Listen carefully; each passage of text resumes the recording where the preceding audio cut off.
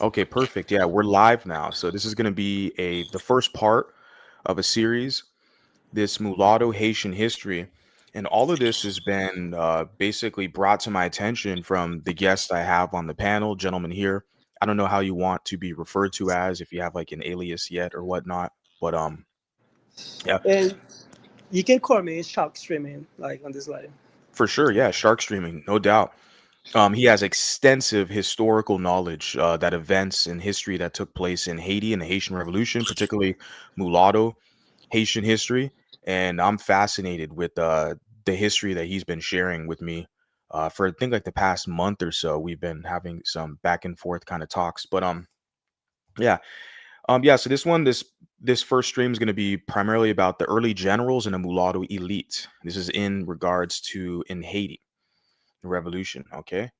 Um, do you want to add anything to kind of start us off before we move to the next slide? Yeah. First of all, again, thank you very much, Mulatto Vanguard. And thank you, Mulatto History, for having me on this live. And I'm very, it's an honor for me to be able to tell this history. So, Yeah, definitely. um, Thank you. and in the first very important part we're going to address on this history is the spark of the revolution, how everything started. This is a very important thing because slavery was going on in Saint Domingue for almost about 400 plus years by the time the revolution started. So, what inspired these people to fight for the rights? To say, you know what, this is enough. We need to do something about it. Where it all started and how it happened. Right. There's a misunderstanding. Mulatto History Channel is that many people say that the revolution happened because um, people just wanted to be free and it was a black and white problem. It was about racism. It was none of that eventually. We know the caste system was very um, evil. It actually affected all of the parties that was not in the higher rank. But in the case of the people in the class of Auger, Vincent Auger, they were very affluent. He was a wealthy mulatto from the north, and he had the opportunity to study in Paris, like many other freemen of color at that time in Saint Domingue. By the time he was in Paris, he had a lot of influence on the French literature. He was very inspired by the ideas of enlightenment and liberty, freedom, equality, and fraternity for all. So that was a slogan at that time in Paris. And when the French, I can dive into his character, but I want to explain more what is the spark and of the revolution or all this revolt started, right? So he he was during the French Revolution. The French Revolution is a very important subject to talk about when we speak about Haitian Revolution. Without the French Revolution, the Haitian Revolution would have never happened. Okay, and you had a caste system where you had the Grand Blanc at the top. Then you have the freemen of color who were rich, right? The wealthy elite mulattoes. And behind the mulattoes, you had the petit blanc, those were poor whites. They did the dirty jobs, you know. And behind them, you had some affranchis, right? Slaves that were gained them freedoms. Like they could be black. Some of them were freemen of color. And at the bottom, you have the slaves, right? That was the whole caste system. And Vincent of Jail, as a second class on the ladder, he was part of the free, wealthy men of color. He wanted equal rights for the people who were free on the island, including the petit blanc, including the free men of color, including the non-wealthy affranchis. But his focus was more about the people that was let's say, descend from the African mothers or descend from the French fathers, the people who had this common ancestry of African and white ancestry, regardless the social class. The issues being is because despite they having wealth, despite them having a certain economical status and social status. They were still being humiliated. Racism and white supremacy was a thing at that time on the island. They were always forbidden to get access to certain spaces. Like for no reason, sometimes white planters and white supremacists that will go on a rampage and burn and women of color properties. They would harass the women, and it was very very bad. It was that bad. I'm not gonna say that we didn't fight back. Like people like Vincent Auger, the Mulattos, they did fight back. But when the French Revolution started, and for freemen of color and all the citizens was that were free, of the people that were free, they were granted, they were promised equal rights. Vincent Auger took the first step. He said, if we are the same, if we are all humans, why we cannot also have the same rights? Why we cannot have why we can be treated just as a free man that we all really are. So when he went to the council, to the French council in Saint Domingue, and he gave the ideas, in the response from the French council was very, I'm not gonna say brutal, but it was very, um, I was a little bit radical or strict. They, they, um, they threatened him with confiscate his land. Some people on the council did a threat of taking his, let's say, fortune, to taking his fortune. I don't really, from my learning, I didn't really find any source or that indicate that they could do that, right? I didn't find any source, but since white supremacy was a thing, most likely it could be possible. So after he was humiliated in the council, they laugh at him. They deny the rights. They say, freeman of color, you might be a free man, you might be a human, but you are not. You will never be like the Grand Blanc. You will never be a French citizen. So Vincent Auger, his ideal was not being a French citizen. It was why some people have to suffer. Why, if my mother, if I come from my mother, why my father have to abuse her? Or if my mother loved me, why she have to be in disagreement or abusing my father? So he was a bridge between these two conflicted sides in the society, because slavery was very brutal. And after the council denied the petition, they started taking some repercussion against the mulatto elites, especially the free people of color, those who were wealthy. Some lands were confiscated, some of them were prosecuted, similar to the racism era in the United States, in the post-colonial era in the United States. I didn't have any documentation about people being hung or about any violent act, but it was very very inconvenient for mulattoes during that period, especially the French Revolution and when Vincent Auger did the petition for the rights of the mulattoes. So after that, because we needed to have some repercussion, we needed to fight for what we really believe in and our rights as human beings. He raised an army of 300 soldiers of mulattoes. There were mostly mulattoes. We didn't have any black rebel or white petit blanc at that time. It was mostly freemen of color, and they fought very hard. They burned all across the Saint Domingue symbols of white supremacy. They burned the instruments and the machines the plantation owner used to use to torture these slaves. They burned all signs of white supremacy. They took some of them also to the other world. They took some of the plantations and white militias that was keeping the royal interest on the island. This this went on for about a couple of months. I can say almost a year. And it was a huge revolution of uprising. Vincent Auger was a really good advocate for the people rights on the freemen rights in Saint Domingue.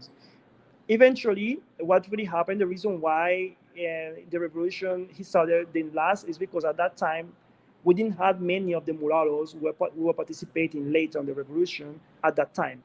And the mulattoes who participated later in the revolution, the generals like Andre Rigaud, like Alexandre Petion, there was not, first of all, many of them were trained. Remember, mulattoes were trained in France. They were on the army of Paris. They were fighting besides Napoleon, and it was mostly academic studies. The study about artillery. They were studying about siege and fortress and combat training in France. So most of them at that time they were not present on the island because we didn't have any spark of revolution as yet. The only spark of revolution we had prior to Vincent Auger were the Maroon people. The Maroon people, those were escaped slaves that would hide in the bush, but it was not considered an uprising or, or the first movement of the revolution because they were not advocating for the rights. And most of the times, those uprisings of Maroons would be subjugated by the French quickly. In the case of Vincent Auger, it took a lot of work for the French to take him over.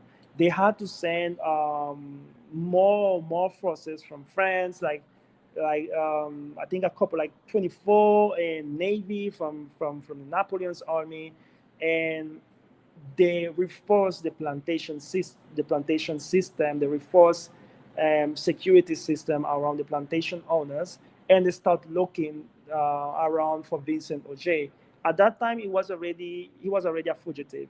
So, and by that time, when Vincent Auger was captured, he was not present in Saint Domingue. He was present in the Spanish side of the island, like in La Hispaniola, which is nowadays Dominican Republic. He went and I think that was in 1971. Sorry, no, 1791, right? He was hiding in Incha, which is a small commune in nowadays Dominican Republic. The Spanish governors, the Saudi young man, the mulatto, they understood his his fight and they understood his motivation. But at the end of the day, they were part of the royals of Spain, and they could not keep him as a fugitive on the side of the island because the French could take that the royal French could take that as a declaration of war or as a disrespect. So he was actually handed over to the French by the Spanish. Otherwise, he would have never been captured. When he was handed over to the French by the Spanish, uh, it was a typical execution form that the French did perform during the slavery time in Saint Domingue. They had some strong torture methods. I don't want to talk about this right now. It's another topic, but he was broken on the wheel. Before being broken on the wheel, they took a mug shot. It was basically a portrait at that time. We have this mug shot on website on Google. It's all over, and they execute him publicly after torture him. It was broken on the wheel, and his last words were, "Never forget this. Remember, we were only asking for our rights. Do not stop rebelling."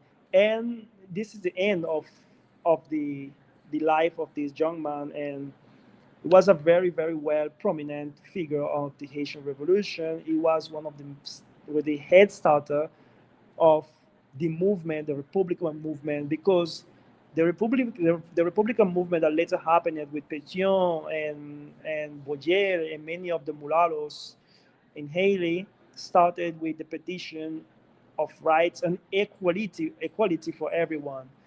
And that doesn't mean that they wanted to keep slavery because eventually under the Republican laws, slaves were freed. So the ideal of Vincent Auger, the line of Vincent Auger, the mulatto people, Alexandre Petion, and Jean-Pierre Boyer was actually freedom, equality, and fraternity. It's equal rights for the free men of color and freedom for the oppressed and the enslaved. And after he died, many people realized if he was on the side of the nobles. He was he had proximity to the white plantation owner. He was advocating for his right as a young man of mixed race ancestry, of African and European ancestry, and he was still he was still tortured and unalive on such heinous way. What is waiting? What it is for us? You know, what can we do to resolve this situation? And during the Vincent Auger uprising and his 300 mulatto soldiers, when they burned some of the plantation white supremacist owners, he did took some slave out of the plantation. He freed them, right? He would go over the plantations, free the slaves, burn everything down, and took up the masters. And because many of them, again, they were attacking the freemen of color, they were abusing the women, they were confiscating the lands, and they will also try to detain and incarcerate many of them for no reason because they were advocating for rights. So the Mulatto people advocating for rights in Saint Domingue's modern Haiti was the reason the revolution started. Then many of the slaves said if they advocating for their rights and they are still getting abused, what is last for us? So we have to fight. We have no other choice. And this is something that many people do not know about the Haitian history, and some that know it, they do not recognize it. And when Vincent Auger died, and people took courage to fight, it was a coalition of freemen of color and the oppressed ones. And sometimes many white people, especially the petit blanc, were very resented of the freemen of color. But even though some of them would join the fight for the independence of the country and the freedom of the oppressed. So this is the history on how everything started, and I hope I was able to. I hope I my articulation was good for this occasion. Mulatto History Channel. Yeah, most definitely. It's very adequate. I appreciate it. Yeah, I mean, it's just there's so much that goes into it. There's so much. Yeah, this is literally what sparked the revolution, according to all the information that I'm seeing. And as you stated, like most of these people we're going to go over, they are trained in France. There's a correlation there, right? Yes, and when the actual revolution started, as I say again, one of the main involved is Toussaint Louverture, but he is a black leader. So here we are talking about Mulatto history.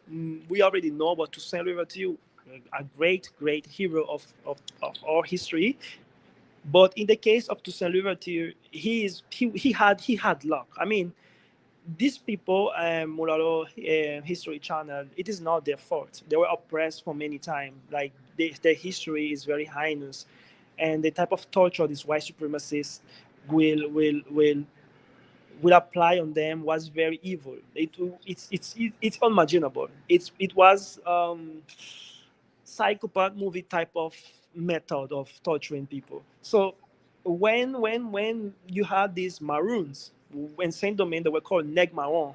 You have the neg marron, and you have Toussaint Louverture, right? It's important for me to talk about this man so we can explain you how this coalition of mulattoes helped the some of the slaves to be prepared for the revolution. Okay, and I will be quick about it because this is not what we are focusing on. So we had to celebrate too. He was a man that suffered a lot. His father was enslaved, and he saw who his father was drowned during a black market of slavery. And but fortunately, like it sounds heinous, but fortunately, the person who actually owned Toussaint when he was a child, he was not an evil, let's say, like he was a less evil plantation owner. He was evil. I'm not saying he was not, but he was a less evil. He freed Toussaint and his sister, and he decided to give them education, right? I don't have any record if this white slave plantation owner was He had a mulatto wife. I am not sure if he had a black wife either, but he did protect Toussaint when he was a children, and he granted him freedom. He teach him how to learn, how to read, how to write. So since very young age, Toussaint Louverture was one of 10,000 of the population of the oppressed in Saint Domingue. He was the most indicated to lead the Maroons uprising in small little communities on the north. And then we will talk now about the coalition. These small groups, they were pretty much organized, but they only had guerrilla tactics, correct? They will often ambush French soldiers, will ambush royal families or prominent nobles coming up from France, the typical guerrilla tactics, but on a scale level, they didn't have military training to defeat an army like the French army at that time. It was not possible. So I'm sorry. It was sent. It was documented that many of these general was introduced. I'm talking about André Rigaud. I'm talking about Jacques Bouveau. I'm talking about Villat and Lambert, Lapointe and Lambert. They were in charge of the uprising on the south. Of course, the uprising of the south were composed mainly of freemen of color, mixed race people, mulattoes to be exactly. Was composed mainly by mulattoes, and they had this composition of a modern army. They were an actual army. They had knowledge and comprehension about artillery. They know how to siege. They also know about ship combats and hand-to-hand combat on a military level, right? So their influence helped many of the generals under Toussaint to be trained and gain experience to be able to fight for their freedom. The reason being is because if at that time the slave uprising fought and defeat 300 French soldiers. Tomorrow, the French monarchs, they will send 3,000 French soldiers. If they defeated 3,000, tomorrow they will send 6,000 or 10,000 French soldiers. So the army, the uprising of the Maroons, it was being weakened, and you had different fractions like Biassou and Toussaint. At some points, they were disagreeing with each other. So Toussaint killed Biassou, and they had to join at some point the Spanish army also. But most of the military training at the beginning, even before they joined with the Spanish, was provided by the Mulattos. So basically, the Mulattos shaped the Toussaint Louverture army. I'm talking about André Rigaud. This is the period of Jean-Louis Villat, André Rigaud, Lapointe and Lambert, and Jean-Jacques Bouveau, sorry, Jean-Baptiste Bouveau. And they were the ones that actually formed and trained many of these rebels uprisings. So then we can get an introduction about each one of these leaders. So I think I might need to read some of. 1 second. Yeah. Oh yeah, no problem, not at all. I just yeah, you made another interesting point as well. Earlier we talked behind the scenes that the Haitian Revolution like would have probably not occurred at the time that it did, or would have took longer for like the rebellion or at a later date if it wasn't for the timing with the French Revolution, like with Vincent Auger, right? And No. during this time period when the French Revolution happened, and of course, this man, Mulatto man, was inspired by French Enlightenment ideals. He was classically trained in France and Paris, his education. So naturally, he would take some of those liberty ideas back to Haiti. And he basically, like you were saying, was trying to advocate for the rights of the people in Haiti. And the status quo elite at that time basically shut it down. But I think the timing, because you made that point, the timing is very essential where the French Revolution was occurring with the Napoleonic Wars, and then the opportunity found itself. Yeah. Yeah. Very interesting. I just moved back to one of the slides that I have here, the mulatto elite before the revolution. Want to cover some of these bullet points here. The mulatto, the Now, mulattoes. y- I'm sorry, Mulatto History Yeah, Channel. go ahead. I was speaking with the mute mic. So yes, yeah, it was key. It was crucial. I'm not saying that this event was decisive on the final battle. No, this is not the case. This is pre-revolution, right? Pre-revolution, the reason why the uprising started and everybody advocate for the rights. And this was what I want to clarify something about the Haitian history, and is that everybody have a misconception about it. Even many Haitians have a misconception about Haitian history. It wasn't a fight about black and white, right? We need to acknowledge that many of the black leaders and many of the mulattoes at some point they joined the French forces, but they didn't do that because they was pro-slavery. None of them were pro-slavery. None of them were traitors. They did it because at some point it was strategic for them to align with the French. But when they realized at some point, even the black ones, they were the ones that actually did it the most, the black leaders. When they realized that French actually wanted to keep them as slave, they turned back again because, of course, nobody wants slavery. This was a heinous thing. So it is very important to know that the reason why the uprising started is because people were making money, right? The Haitian Revolution was about money and wealth, right? Strategic alliances and rights.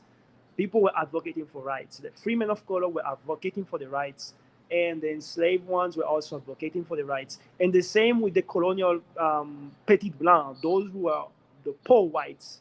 They did the dirty jobs. Those were also advocating for the rights.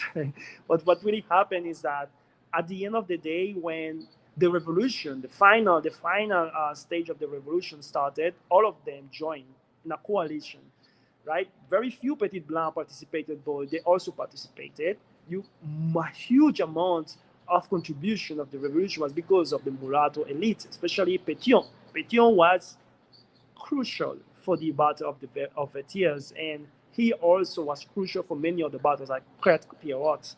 And yeah, this is interesting specific points to touch. If it wasn't because of the French Revolution and Vincent Auger, the uprisings would have lasted much more longer. Probably would have never happened, honestly.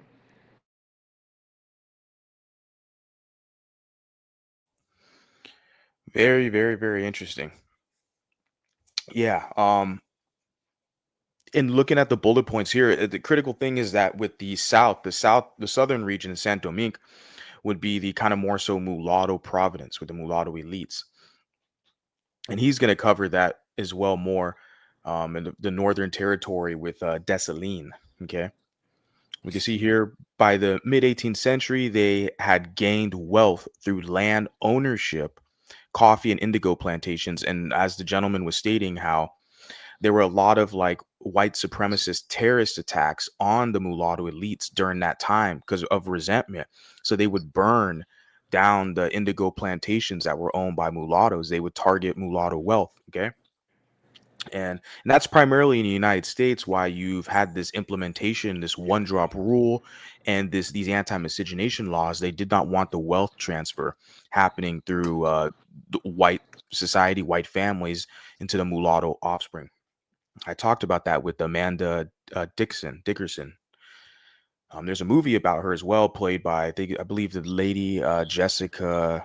Um, I forgot her name. I apologize, but there's a movie. I could cover that in the future. But the lady Mulatto is a Mulatto American. She inherited a lot of wealth through her white family, and Totally, that a Mulatto History Channel, totally. And you know why? I would say something very interesting right now.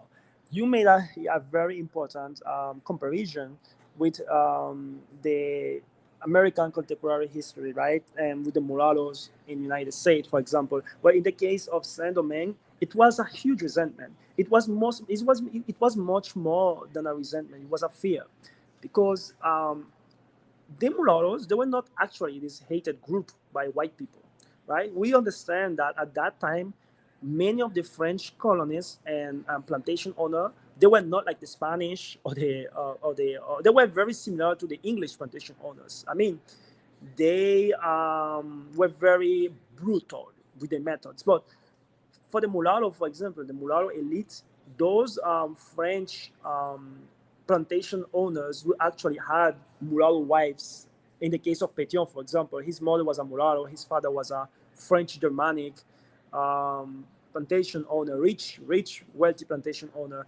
In the case of Vincent Auger and many mulatto, it was like that. Their fathers, they had a good relationship with their children, which means these mulattoes, these mulatto elites, the free men of color, the gens de couleur, they were actually very much privileged. They had too many access to their father's side, and also they had a lot of understanding for the mothers because they grew up playing with the mulatto, with the griff, with the sambos on the backyard. They understand what is about being a person of color, but at the same time, they had this proximity where their fathers will cherish them. The father will really accept them. It's not like people making it seem like these people were bastards. They were not bastardized. Maybe in other colonies in the Americas, the mulattoes were considered as such. But in the case of Saint Domingue, it was not the case. These people was really accepted by the French side, and not all the French had the same vision. Some French were purists. They believed in the pure race idea and to kept the cycle within French people. Basically, they were racist, but a huge majority of French Grand Blanc or colonists, they had mulatto children, the majority of them, to be honest, and they were pro mulatto. So when the mulattoes were advocating for the rights, it was not all the French that denied the right. It was a specific fraction, right? A specific fraction of the French royalist side that didn't want to have the power. First of all, because it would cause a civil it will cause, let's say, a civil war, a social class, because the white supremacists, the petit blanc, they didn't like that. They had envy because these people are already wealthy. So if they gain rights, they will be better than us. We are nothing, basically. We are less than a half breed. That was the mentality. You understand what I'm saying? So it was very conflicted. And it was unavoidable because either ways, the uprising still happening, and the mulattoes were the spark, the reason for it.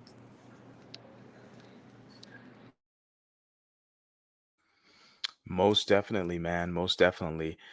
And just want to go back to this and just cover this to move on. Right, the indigo plantations, the commerce, the artisan trades.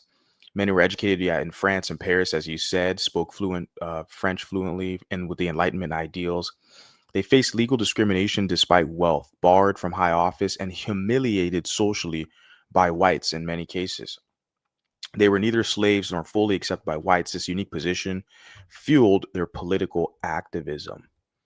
True indeed. Now, this is going to be the next one, next mulatto figure that I would like for us to discuss. This is a very important one.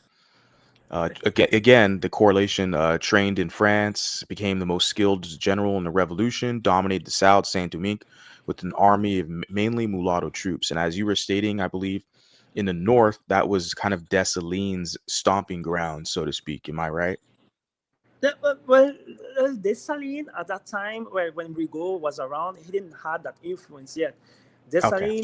Dessalines became a thing much more later during the revolution battles around 1903 and 1904. Like, sorry, I'm wrong. 1803, 1804. Maybe he was around 1802, but during 1802, and he was not the main face of the revolution. Let me do a quick right revision. Yes. Okay, 1 second. Yeah, sure. And I know, yeah, with the War of Knives as well, as it's depicted here in the my point, that this was the conflict between Toussaint Louverture and Andre Rigaud, reflected the tensions between black and mulatto leadership at that time in Haiti. Despite defeat, Rigaud's movement proved that the strategic importance of mulatto generals. Yeah, and this is the same gentleman you see on the screen, guys, there is a movie about Toussaint Louverture, and it featured him in the film. And in the film, I took a clip of that. I'm gonna see if I can bring it up quickly, and I put it on like All right, I was right. I was right. Which means I my know this intro. history. I know this history by memory. So yes, Dessalines was. Listen, one of the very problematic figures of the Haitian Revolution is Dessalines. But I don't want to bring bad attention to this live stream. So we're gonna avoid talking too much about him. Yes, I listen. Andre Rigaud is my favorite. One of my favorite mulatto generals. And this is Mainly, him. This is him yes, depicted in the film, right? The Toussaint Louverture film, right? yes, mainly because of his character. I Yeah. like his personality. Okay, definitely. I just wanted to share that to, you know, make the connection so the audience is aware. So in the case of Andre Rigaud, he was a wealthy mulatto general, and he was also trained in France. He was part of the coalition that helped many of the escape. He helped many of the escape Maroons to be able to train, and also he helped the Toussaint troop to train on the army and have sophisticated European military expert training, right? So what happened and how the split happened between Toussaint and Andre Rigaud. We have to talk first about Andre Rigaud and the battles he fought, right? There was a moment where the English was invading some territories on the northern and western central area of Saint Domingue, nowadays Haiti. And the locals at that time, the peasants, right, that were part of the uprising, and they were getting fed up of the abusing and the invasion that was perpetrated by these English pirates. So Andre Rigaud, with a coalition of other Mulatto generals, I think I will include Lambert, I will include Jean-Jacques Bouvot. I am not sure if Villard was also included, Jean-Louis Villard. They did a coalition. They with some of their black soldiers, and they had like a troop of 9,000 mulatto soldiers, mostly mulattoes, but they have a huge majority of black soldiers fighting with them too. More majority were from the peasant crowd, right? They gave them the weapons to be able to fight these pirates. It was very successful. They fought against white supremacists on the west, and they also expelled the English forces. Everybody was yelling the name of these generals, and we go after such victory. And the reason, and to be more clear, something that was not addressed in the movie is that Toussaint Louverture and Andre Rigaud, they collaborate with each other at the beginning, right? And when this pirate invaded Haiti, Saint Domingue, and also in many expeditions against the French authorities, Andre Rigaud and Toussaint Louverture, they collaborate with each other. And it was not mainly like the movie, it was not like the movie made it seem. There was racial tension between both sides, of course, mostly motivated by social class, by vision, by different interests, and of course, racial animosity. You see that there was a tension between both sides. One of the first reasons Rigaud opposed to Saint Louverture is because he didn't want slavery. Rigaud was anti-slavery. I want to clarify that because many people read the Haitian Revolution history. They think that the Morelos generals they were pro-slavery, which is not the case. Rigaud was very much anti-slavery and anti-white supremacist, but he was not anti-French. He was pro-French. He was a Republican French. You understand? So he was pro-free rights. Sorry. Free mankind and rights for everyone. But he was pro-French Republic. You understand? He was not against the idea of a very French Republic governing the island, but he was against the royalists, which means the monarchs, those ones that were executed and expelled during the French Revolution in Paris. So the thing is, even the Republicans, some fraction of the Republicans, they didn't like mixed race people, especially Napoleon. Napoleon, at some point in history, he imposed himself as a man that was very inclusive because he had many mulatto generals in his army, Savary, like Joseph Savary, the man who fought in the Louisiana battle, like Alexandre Dumas. There was a mulatto Haitians, all of them, but he was not really pro mixed race or pro mulatto. He was very much a white supremacist, right? Napoleon in that sense. And one of the things that sparked Napoleon's anger is that Toussaint Louverture, after betraying the Spanish governor, he wrote a letter to Napoleon, and basically he was putting himself at the same level of Napoleon, right? Toussaint Louverture at the time he was the governor of Saint Domingue. When he wrote the letter from the king of the black man to the king of the white man, Napoleon took that as an offense, and this is when things turned aggressive towards the colony. He said, "Right, I'm gonna reinstate slavery on the island, and I'm gonna deport or exile all these mulatto elites." So this is when the coalition happened much more stronger to proclaim Haitian independence. But I mean, this was one of the spark of it. But there's many more nuances. I mean, there's much more events and timing that we would have to touch in another live because it's so much details. We can talk about it by different chapters, right?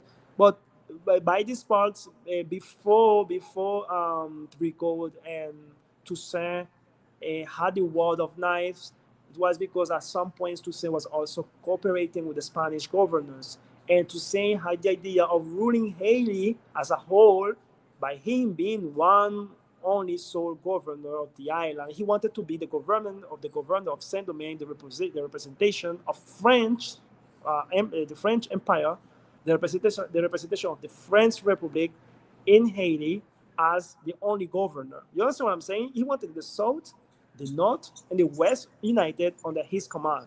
Like And, a and dictatorship, essentially. Yeah. he wanted dictatorship. And therefore, that was one of the reasons André Rigaud, he didn't like the vision that many of the northern rebels on the Toussaint Louverture faction had, and he went against it. I'm not saying that André Rigaud didn't have some nuances and he didn't have some interest behind his agendas. Of course, he had some interest, but if I am cooperating with you, Mulatto history, um, if I am cooperating with your with your cause, if I am helping all nations to be independent, why would you want to dictate what we have to be, who we can be, and why you need to give us certain terrains alone on the south or specific quartiers to be under your command? So under Rigaud was a general. He was above Toussaint Louverture, even before Toussaint Louverture was thinking about having an uprising. So he took that as an offense, the same way Napoleon did. He said, listen,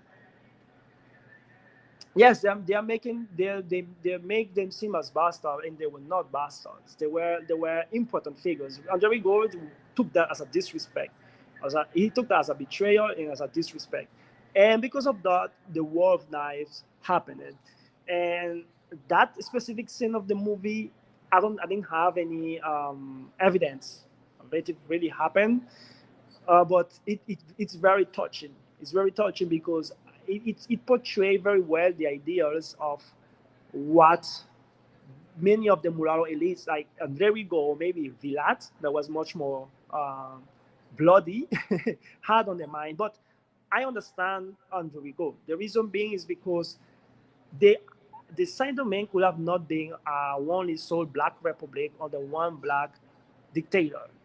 He cannot function because the people that actually subjugated white supremacist forces on the island from the beginning, and when they were asking for the rights and advocating for rights, was the mulattoes. And being said that, they should have a coalition and a fair republic institution where each one can cooperate in a formal state.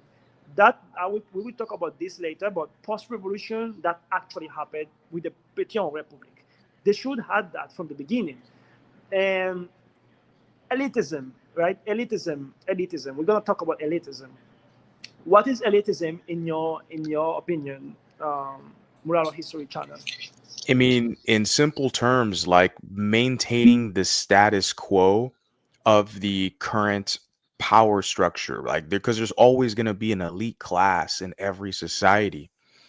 So maintaining that status quo of the power structure, that to me would be essentially elitism. Just serving the needs of the elite and not looking after the welfare of those who are beneath the elite in simple terms. All right, and what do you think about the word technocracy? The technocracy. I would have to think about that more. Yeah. What are your thoughts on it?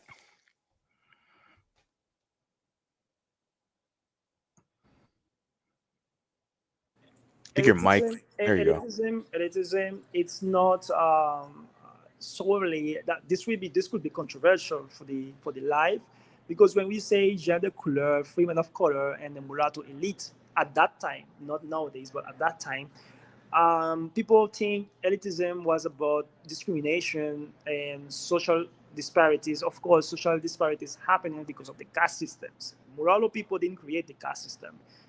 This is the white supremacist fault, and their position on the caste system is not them is not a reason for them to receive all the hate. It's the same that happened when people say you have proximity to whiteness, you are treated better in society because you are mixed race. But this is not our fault. We are not the ones that have to be blamed or get all the hate for that. You understand what I'm We're, saying? So yeah, I know definitely because that still happens today, right? Like we're scapegoated essentially, right?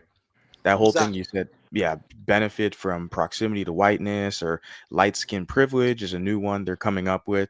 So it's and now they're saying like a male privilege. So for you being a man, in some of those spaces they'll say, well, you have privilege because you're straight and because you're a man and because you're light skin. It's very, very, very, very weird. But yeah, they've been doing this for years. You can see like even with the in Haiti with the mulatto class there, they've been same exact story, how history repeats itself in many regards, but it's on us to talk about this history and learn from it, right?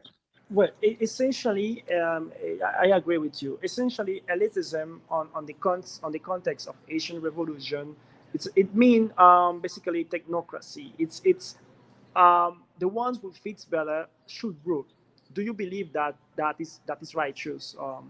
Without history channel, like The thing is, I wanted to add, I understand it, yeah, because they have the technical skill sets and the knowledge base to run the society, the better govern it. I get it, but I feel like there should. I'm saying feel. I mean, I think there should be a process to where even a peasant can get proper training and one day become a leader or a governor. I like that reality. I feel like that it makes it to where everybody has a chance, I guess, mm-hmm, merit based. Everyone has a chance to ascend in society. So because you have situations like with the royals, that's with the whole French Revolution, where they maintained the power within a small network and circles of families, where you had to through bloodline, through the for a dynasty through lineage, you had to be a part of their family in order to get the seat of power. Where I feel like the common man should have the ability to be a leader of his nation or a governor, etc., based off his hard work, his work ethic, and his knowledge, his ability to work with people. There should be a pathway for that in the society. So that's why I believe that's a more fair and balanced approach as far as governance, where ah, the smart people need to be like the scientists, the technocrats, as you stated. Like, yeah, we need to like respect these people, and trust their leadership in regards. We can question them, and but at the same time, like, yeah, we need a pathway for everybody that can, if they want to take that route, they can get technical training, etc. But go ahead. I'm 100% in agreement with everything that you said, and this is the exact point I actually wanted to articulate, and I'm glad that you already said everything, and I want to add a little bit more. And yes, it is totally true. Even if you open a door for these peasants to be able to own properties, to also start their own indigos, their own coffee plantations, and to have their own agricultural farming, and they have properties, a huge family, education, and further be able to rule a country. And this eventually happened. This eventually happened because if that wasn't the case, in modern day Haiti, you wouldn't have any prominent black leader from the south, and you have many of them. And you also had many black prominent leaders that were intellectuals that wrote books, and they were very influent in the Pan Africanism movement. And there were a lot of them came from the south. So yes, he was right, but at the end of the day, it's still elitism because these people, when you get the opportunity to elevate your level in society, you being part, you now are part of the elite. I know many have the concept of for you to be part of an elite, you need your fathers and your great grandfathers, but it doesn't work like that because at some point, the lineage of Pétion come from plantation owners and slaves. And at some point it starts. You understand what I'm saying? It may start at the 1770, but it starts from there. So if you start in 2025, you had your own empire, you build your house, you had a good wife, you study in the best university in Cambridge, you became an ambassador. Now you are part of the elite. If you are accepted in the high society, you have the standards, and you are apt to rule, you will be able to rule a country. So the thing is that elitism, when we talk about the mulatto elite, it is not a bad thing. We know that the white supremacists, when they use the caste system to oppress the others and create this label by skin color and different racial a mixture and but also include biracial. I know it was bad, but the concept of elitism itself, it is not an evil concept. For example, Switzerland is an elitist country, right? And Switzerland is one of the countries with the lowest poverty rate in the world. You understand? Elitism, it doesn't mean keeping people poor to be able to be the status quo. It's the opposite because you can have 1,000, 1 billion rich people living in a specific fiscal paradise, and the elite will only be this amount of people that, let's say, the elite of Monaco.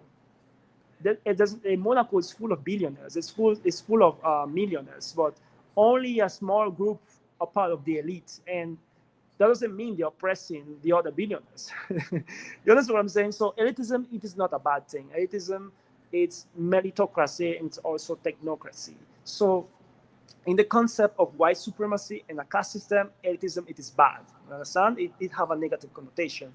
But when we're talking about political and social class, elitism is not a bad thing because if you don't have an elitist society and you remove this concept, you have a mediocre society because you don't have a standard where people gonna work hard to be part in. You understand? Now, if we talk about segregation, exclusions, and inequality, that's a different story. You understand? Yes, most definitely. I definitely understand. I think the thing is, like, you combined the elitism with the enforcement codes that they had in on their labor force, and that's kind of where things get tricky. You look at, like, the Haitian history, right, and how the people were abused on these plantations and the kind of terrorism that was inflicted on them. When you combine that with the levels of elitism, yeah, it gets tricky. Just their ways of how they maintain elites and to maintain their workforce. Okay. You had many mulatto elites. You had different faction of the mulatto elites, and you had different faction of the black elite. Because the same way the mulattoes obtained power and they became wealthy, the black leaders also did, especially the coalition of Toussaint Biassou and Dessalines. Um, Philippe Guerrier, which I think it was the brother or the cousin of Dessalines, they were very wealthy. They obtained a lot of wealth from working with the French and the Spanish governors, and also on the activities, the battles, the campaigns. They confiscated many goods. And they were very wealthy, and they became part of the elites of the north. Like when Henry Christophe separated himself from Dessalines, and Dessalines was killed, on the northern region of Haiti was a kingdom, and it was pretty much elitist. So if you compare the kingdom of Haiti with the Republic of Petion, if you do an evaluation of both history, you will understand that the monarchy was much more elitist than the Alexander Petion Society or Mulatto Republic on the south. The main factor is that he didn't impose forced labor. He didn't impose slavery on the peasants. He actually freed the peasants. He was anti-slavery. He gave them land to work on, and besides that, he provided their children books. He opened the schools and the university for the peasants and the children to be able to get education. So those schools were very elitist. It was for intellectuals, it was for poets and prominent figures at that time. But peasants and their children, they had the opportunity to access to this education. And they did also the difference between the north and the south is that the northern kingdom, I have to be honest, they were much more successful economically speaking, for a period of time. The reason being is because after the revolution, after the Battle of Vertier and the Salines proclaiming independence, the independence of Haiti, and when he self-proclaimed himself an emperor, Alexander Petion and all the generals that participated, including the black generals, didn't have much options because they were blocked from the outside world. Like many countries of the Western Hemisphere, they didn't want to trade, and they did not recognize Haiti as an independent state. The reason being is because, first of all, in Haiti, the monarchy system was already abolished because the only monarchy system that was upholding in Haiti was the royalist French that kept the slavery going and the abuse of the freemen of color, right? So that was already abolished, the royalist idea. So Dessalines came with the idea of an empire. He wanted to be the emperor, the first emperor of Haiti. Also, he wanted dictatorship. He wanted the South and the North under his command. He wanted to confiscate the Mulattoes' land and property. Otherwise, he wanted to have the the whole autonomy and the whole island over his power under his command as the sole emperor, the Emperor Dessalines. Well, nobody recognized him as such, and this is when the conflict started, because you cannot be the founder of the Republic of Haiti when you have an empire.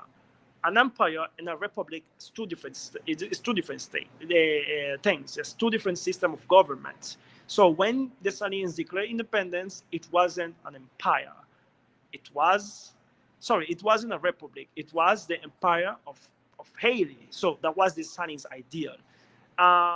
When in 1804 he decided to massacre a lot of remaining French on the island. I have to be clear, those French, they were not plantation owners, they were not enslavers, they were not white supremacists. Many of them, or many of those families, they participated in the revolution, they fought with Pétion, some of them fought with the rebels.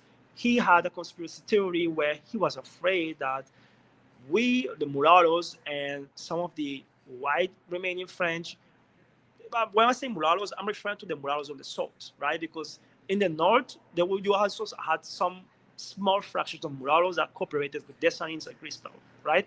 But the mulatto republic, like mulatto predominant majority, was the south. Jacmel, Jeremy, even some areas of Port-au-Prince. So this fraction was in disagreement with Dessalines' policy after he did the massacre of Haiti, where he slaughtered many white people, white women. He opened white women wombs and limbs. He did one specific thing. Listen to this, Mulatto History Channel. He was avoiding white women to have babies, and he didn't want white women to have mixed race baby or to have any mulatto children with a mulatto general. But he forced many white women to marry his soldiers, right? So they can have babies. But those babies will become mulattoes. So it wasn't making sense in my head. So why Dessalines um, he prohibited white women to have white babies. All the pregnant women, he assassinated them. He unalived them, right? All the pregnant women was unalived, and they opened their wombs. And those that had white French husbands were forced to marry his generals. So I don't know if he had a policy where the Moralos have to get married with black people, but the rule at that time and the constitution Dessalines wrote as an emperor was everyone is black, like including Petion, including Christophe, including the white Polish, everyone that fought for his independence, what he considered his independence, are black. And white women and the mulattoes surrounding him for strategic political views, and also for the white people to dilute their blood with the blackness, they have to marry his black generals. So a bunch of things on his ideologies and the things he wrote on the Constitution that white people cannot own land and properties in Haiti, and mulattoes cannot dominate politics in certain region of the island, even though Petion took most of the part of the Battle of the Vertiers. This is something that people doesn't know. The Battle of the Vertiers against Leclerc was fought with courage by Dessalines, Christophe, and their indigenous army. But at the same times, the fortress executions, the artillery was crucial for them to defeat the Napoleon ships, Napoleon soldiers, and the strategy also the Mulattoes provided. But Petion was the main man in that battle. He was the head behind everything. So I'm not saying that he should receive or he should gain all the credit, but when we talk about the founder of the Republic of Haiti, I will talk about Alexander Petion because he was the actual founder of the Republic of Haiti. I'm not talking about the Empire of Haiti. I'm not talking about the states or the Kingdom of Haiti. I'm talking about the Republic of Haiti. So when Dessalines took the last step and he was forcing intermarry with black people to dilute the blackness, to get mulatto people and white people to get darkened within the time. He also, one second, he also wanted to invade the South, which means he didn't want the mulattoes to have influence in certain regions. And the last thing was imposing forced labor. But forced labor was a thing in Haiti, in the South, no, sorry, in the north, because Christophe did implement forced labor, and very good Vilat, some of them forced some of the plantation workers to work. They did not whip them, and they treat them in a human way, but it was not slavery. But in the case of Dessalines, the way he treated the peasants was not humane. I mean, there's records.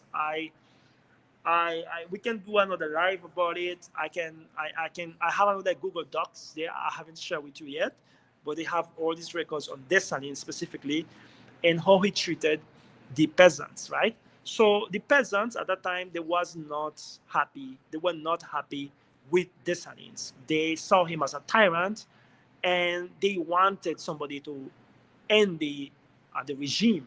So Christophe abandoned Dessalines' side. And the only people, listen, the only people that were supporting Dessalines at that moment were some of the mulattoes around his side of the indigenous army, because he had close people that were writers and councils and people of foreign affairs and diplomats, because he was illiterate. That's not just because we know some of other leaders of Western independents were also illiterate. I'm not trying to discredit him for that. He was illiterate, so he had some mulatto elites that were intellectuals around him. They were the only people that supported him at that time, like Tonnerre, for example.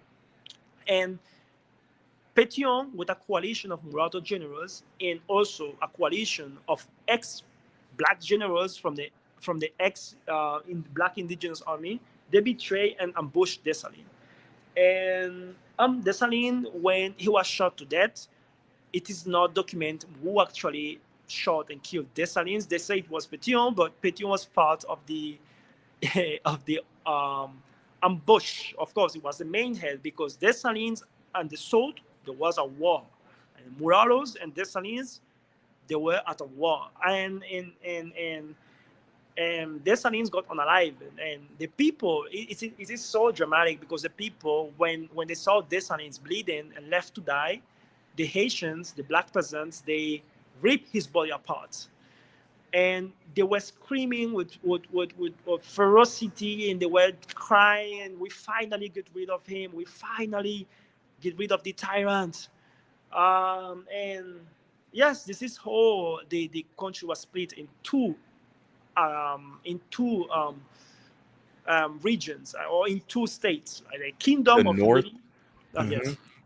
Well, yeah, I was just gonna say like in the north with Dessalines and the south with Pétion, No, right? And the north with Christophe and the south with Pétion. Dessalines dead, right? okay, Dessalines wanted to be the emperor of the whole island, okay. and he wanted. But the issue with this Mulatto History Channel, he would have not get any opposition if he did things right. I mean, if he did not confiscate wealthy Mulatto landowners' properties, if he did not confiscate ex-French owners that had plantations that participated in the revolution, if he did not massacre all these white people that participated in the revolution, and also enslave or force the forced labor, the forced labor of the science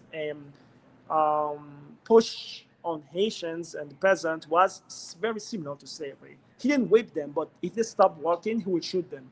So he was viewed as a tyrant, and because of this reason and his tyrannical constitutions, they they get rid of him basically. And after the Salines was out of the picture, Christophe followed the legacy of Dessalines by creating his own kingdom. And Pétion was advocating for a republic. What is the difference between a monarchy and a republic in these colonial times, in your opinion? The difference between a monarchy and a republic, I think it's would be with the republic, you elect, you have representatives that represent the population versus the monarchy. It goes back to that bloodline of the elites who have they use this divine right theory that they're like instead of the will of the public electing them, they just believe that be based off the divine right that they have the blood, that they are given, they're told by God that they can rule basically. um if that explains it. But I did want you to cover this point here, of Pition breaking up plantations and giving land to peasants.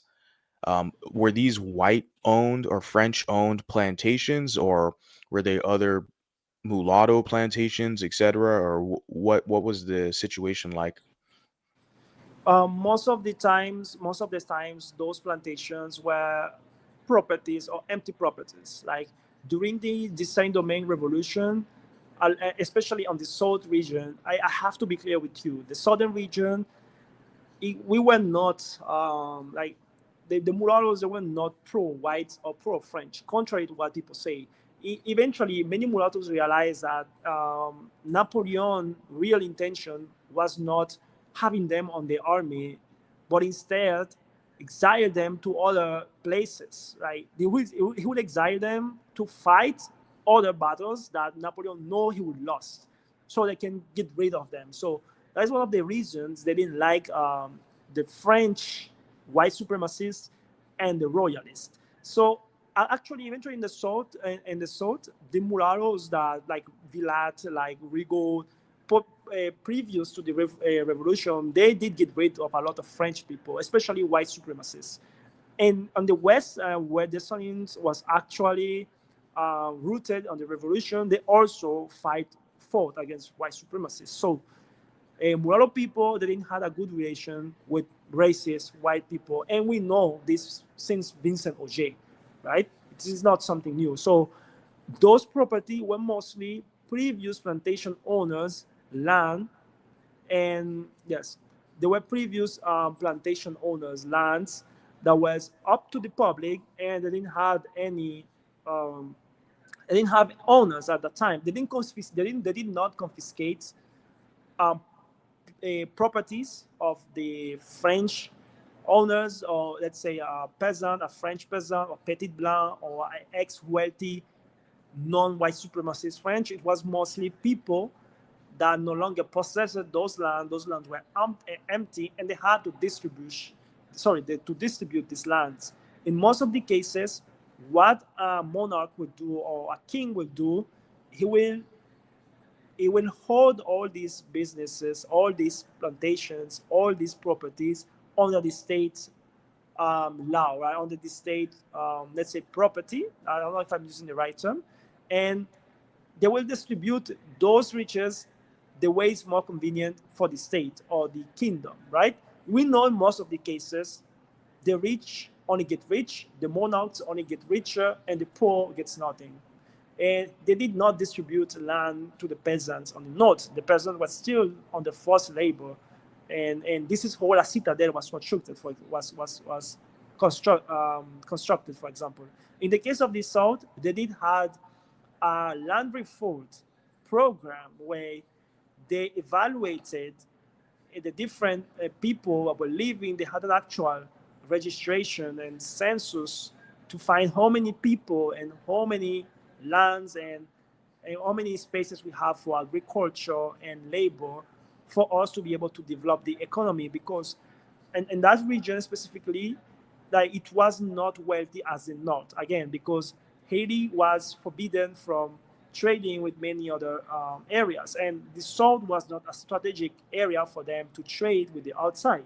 But in the northern part with Christophe, they were actually successful because they had the Spanish side, and the Haitian at that time they had access to the Spanish side, and Christophe would deal and trade with the people from who you call this region from the Spanish traders from the region of El Cibao. Yes, they have a lot of goods coming from El Cibao, a lot of gold. Also, they had the trade system of the coffee, indigo, sugar. All this was still going on the north. So yes, they had the access to continue the trade with Spanish and other island and let's say other regions of the people that would pass to Santo Domingo, what is nowadays Dominican Republic, and they could trade with these people. But in the case of the southern, Republic of Haiti, they didn't have this strategic position, and this is one of the reasons Pétion wanted to unify the island, because the economy on the south was kind of deteriorated. Even if the south was much more integrated, they didn't have the social instability. Peasants were not doing forced labors.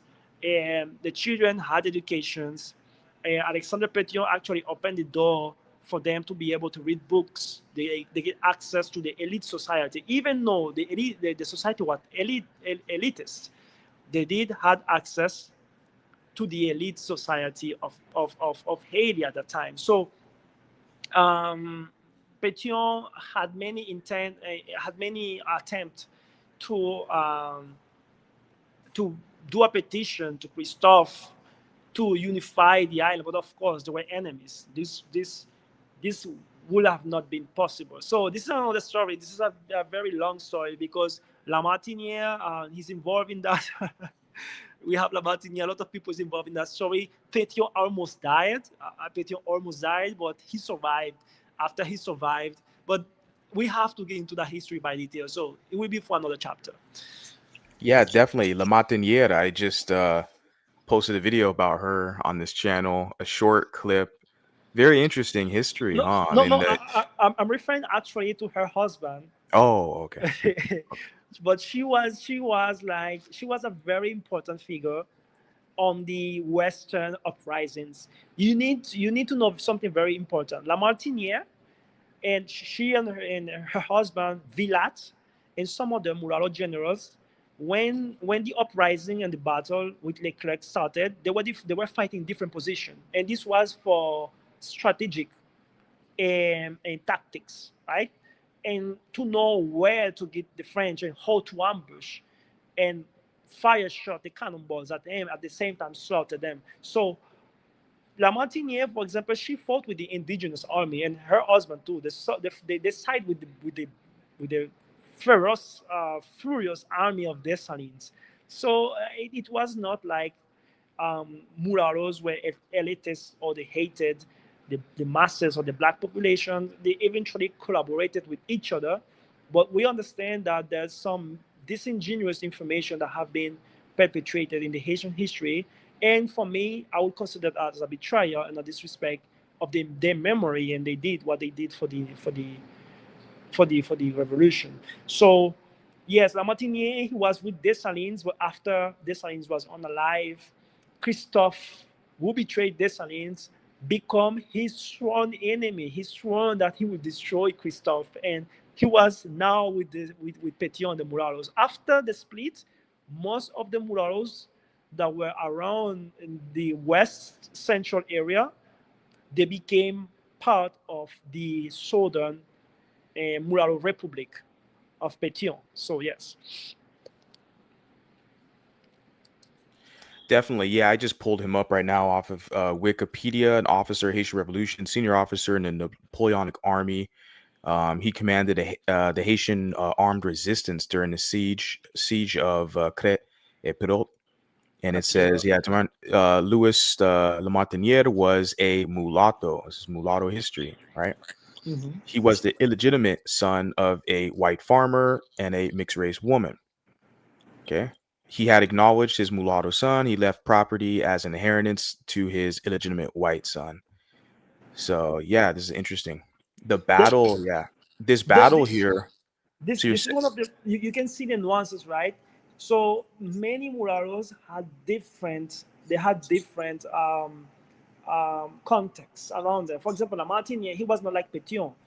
Pétion was trained in France, and his father actually gave him the rights of the lands and the property that he inherited. But in the case of Lamartine, for example, it was different, right? He was born of let's say, I don't know if it was infidelity or an adventure he had with some of his concubines, but because of that, even if he was acknowledged by his father, he was not granted the fortune in the family inheritance. So yes, this is one of the reasons too. He might side with the Dessalines indigenous army.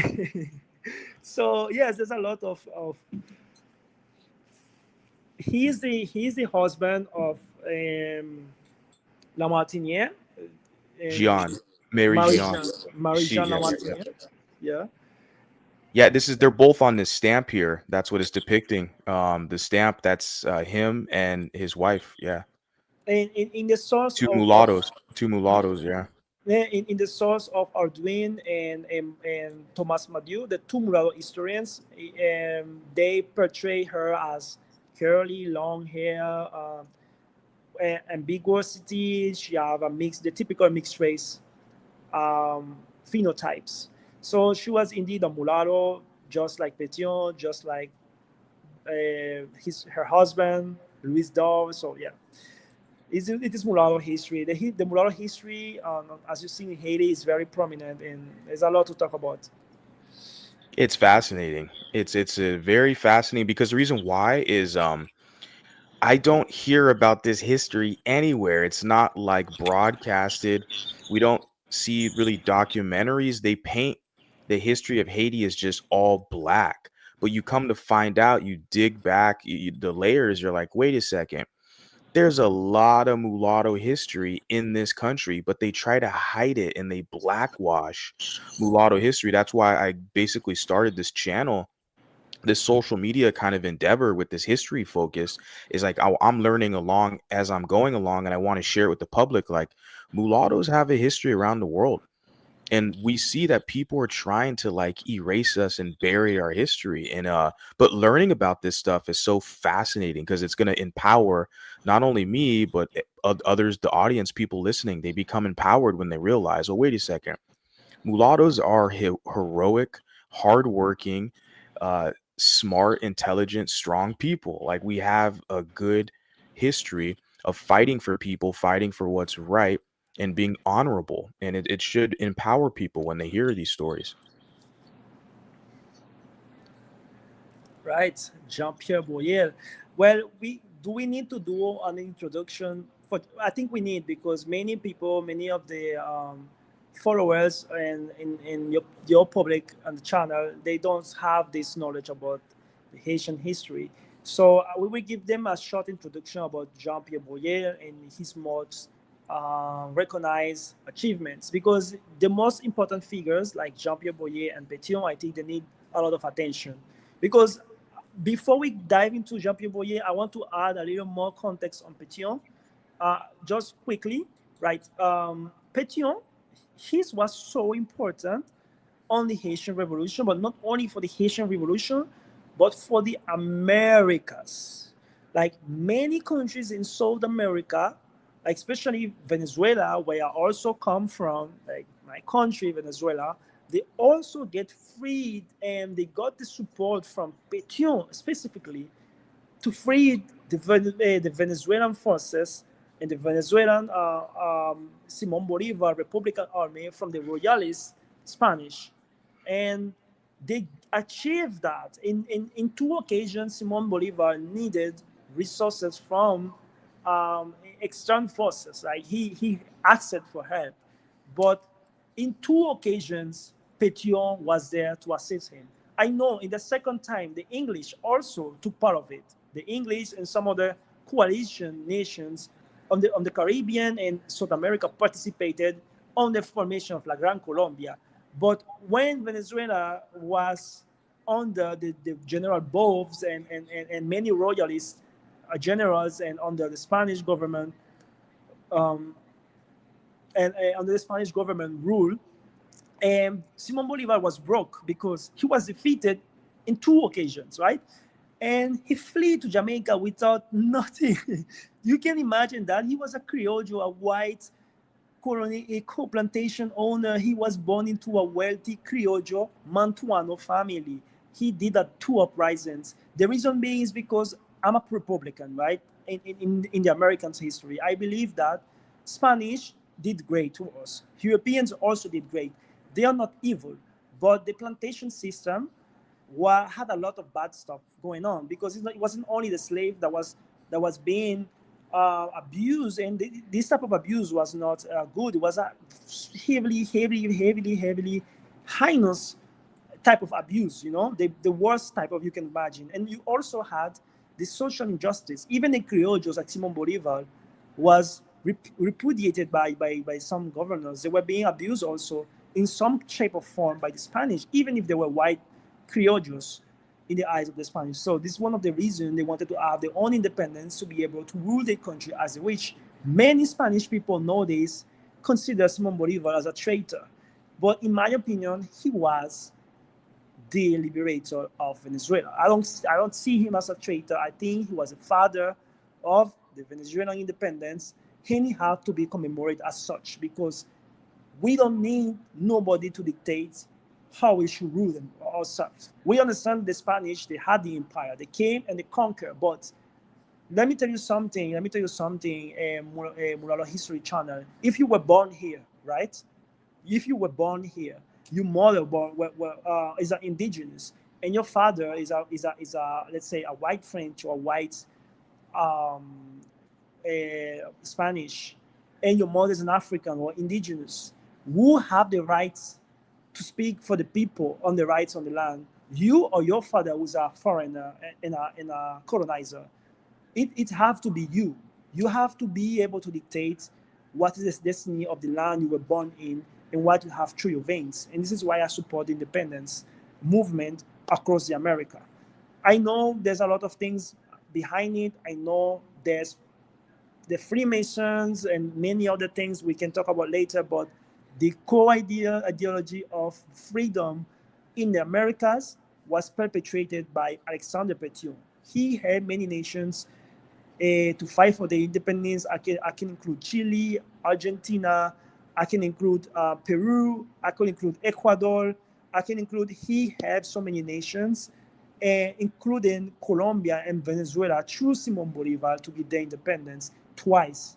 So this guy here, he was a genius. He was, his only condition on these colonies after he helped these nations to get independence was for them to free all the enslaved men on the land. So you understand what is, he was very important. He was the father of the Republic of Haiti. Yeah, most definitely. I wanted to add as well, it's so interesting because on that island, the events that took place, the revolution, which, as we can see with this history, how mulattoes had a significant role in shaping world history, the mulatto Haitians, because even with the with that revolution going on in Haiti and the French fleeing or basically relinquishing their control over that colony, it forced the French to basically pay off. They had a huge war debt with all these Napoleonic wars, so they had to sell the territory in North America, the Louisiana purchased territory, and so it changed the whole direction within North America as well. So there were countries affected all around us by what happened on that island during that time, and the mulattoes were a significant. They played a significant role in shaping world history. I want people to think about that and kind of make that connection. Totally, definitely, and this is very important. And you also have Point du Sable. This is a side story. He's not a main figure of the revolution. He participated on the uprisings against white supremacy on the West, but he flee at some point to Chicago, and because he was part of the French army. But when they realized that Napoleon wanted to impose slavery, even if they weren't, even if they were not, the Mulattoes wouldn't be affected by slavery. Trust me, they didn't have any reason to be offended by slavery. The reason they did that is because it was against their values. Remember, they were enlightened people. They wanted a republic and they wanted free right for everyone. If the black, they understood at some point, if the blacks have no rights, we will never have rights, because at the eyes of the in the eyes of the white supremacy, they will never see us as equals. They understood that, but many people in Haitians in contemporary history make them look as bastards and evil people that never understood the struggle of the revolution, when this is the opposite. It's the total opposite. So I think Point du Sable is also a good reference. I think he's the founder of Chicago. He flee Haiti after he realized the French were up to no good, and he he actually was the founder of Chicago. I think he married one of the native daughter on Jean-Baptiste Point du Sable. Yeah, and I wanted to point out here, yeah, it says John Baptiste, he married a Potawatomi Native American woman. It says here he was of African descent. That's not the same as black. You notice that. But they're trying to conceal the fact that this was a Haitian mulatto, correct? No, Jean Baptiste. yes, a But hundred percent. they're trying to conceal that history that he's a mulatto from Haiti. They're saying was of African descent. Like that's not the same as black, you know? So it's important to kind of point those things out because people try to take this history and like claim it as their own, you know? And it's important for us to reclaim our history back. You specifically because you're Haitian descent. But just mulattoes in general, so we can kind of draw inspiration, from one another to realize But we well, have history. Yeah. you can use Point du Sable because besides Haitian, he became to be an American also. So he was a father of Chicago, so Oh, true, he's true. Yeah, true. That's true. That's a good point. You make a good point. so Um, yes. yeah, would you like to move on to the The gentleman here, Jean Pierre Boyer. Well, Jean-Pierre Boyer, he was a mulatto officer, he was the protege of Petion. He was trained in France, of course. Petion has good appreciation for this gentleman. He basically mentored him to become what he is. But Petion had very good ideas for Jean-Pierre Boyer. I personally had conflicted ideas about Jean-Pierre Boyer. I mostly like him on what he did in Haiti, but on the outside of Haiti, I dislike most of what he did because, in my opinion, he was not a good diplomat. But in Haiti, he was one of the greatest leaders, possibly the greatest leader ever. He could even surpass Petion, but since Petion was so based, I cannot say that because Petion is very important. But he was very important in Haiti because he was a man that unified the country as one. That you no longer have this Republic of the South, this Northern. No, he unified the whole island after Christophe um, commit suicide. He unified the island and he ruled the country as a president, right? He became the second president of of the Republic of Haiti. But in this case, the Republic of Haiti was no longer solely the south region of Haiti. It was the entire country, the north, the west, the east, south, everywhere. So besides besides him ruling Haiti for about 22 years, he did a lot of good stuff. Like the constitution he had wrote was way much better than the Dessalines tyrannic constitution. It was also much more better than what you call him, the Alexander Petion constitution, because Petion had a good constitution. But with Petion on the south, we still had some restriction with white landowners. Petion, he didn't trust too much white plantation and landowners because he was afraid of white supremacy. It was the same with Dessalines, but different than Dessalines. Petion did not unalive people, he didn't slaughter people. That wasn't a thing. He was much more democratical and liberal than Dessalines. Much more peaceful to say. But Jean Pierre Boyer, he actually did a reform and he adds more to the constitution after he completed Petion's command. They had a deal to seal, right? Petion had the idea to unite with Christophe to have one republic or one state, right? Petion said, if we cannot have one republic, we can have one state with a kingdom and a republic. Christophe was still not agree with this fact, so and he asked Christophe to help him to open a distribution and tax system to pay a reparation to the French government. But listen, I know this sounds bad. I know many people disagree with the debt, and many historians of Haiti um, claim that he was a sellout. He should have never do that. But this was actually a good initiative because it helped Haiti to get recognition. You need to understand all this stuff that were happening in Haiti.